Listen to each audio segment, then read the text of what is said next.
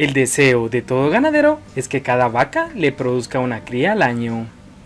Pero, ¿qué tiene que suceder para que esto sea una realidad?